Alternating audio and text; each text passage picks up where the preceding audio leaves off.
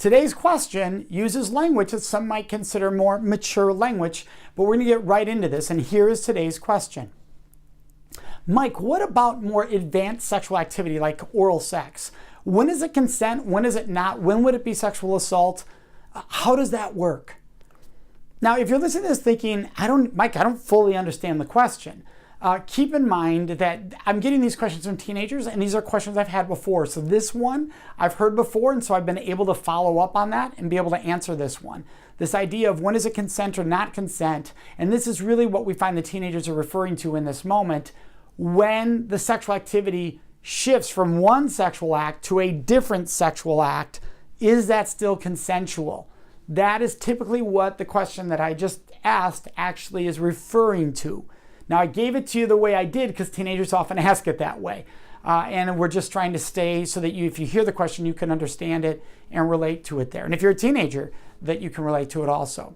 So let's go right into this. Mike, what if I'm agreed to this sexual intimacy over here, but now we're suddenly doing this? At what point is it a sexual assault? Consent is ongoing and in the moment.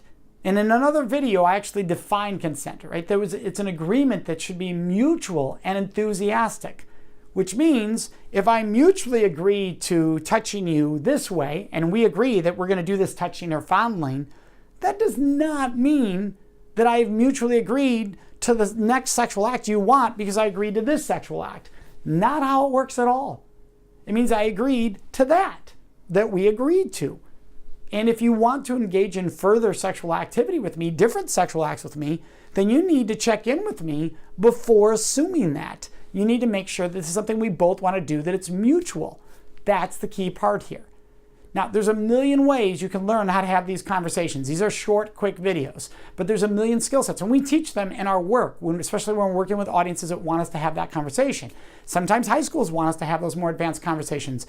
Universities sometimes do. Military sometimes does. So it just depends. Organizations. There are ways to have those conversations, but please know that this idea that I said yes and then it led to here means I have to do this right. No, you don't have to. Absolutely. It's for you to have choice. Really super important. Agreement to this sexual act does not mean agreement to all sexual acts or even an additional sexual act. You agreed to that. Really important question, and that's today's discussion.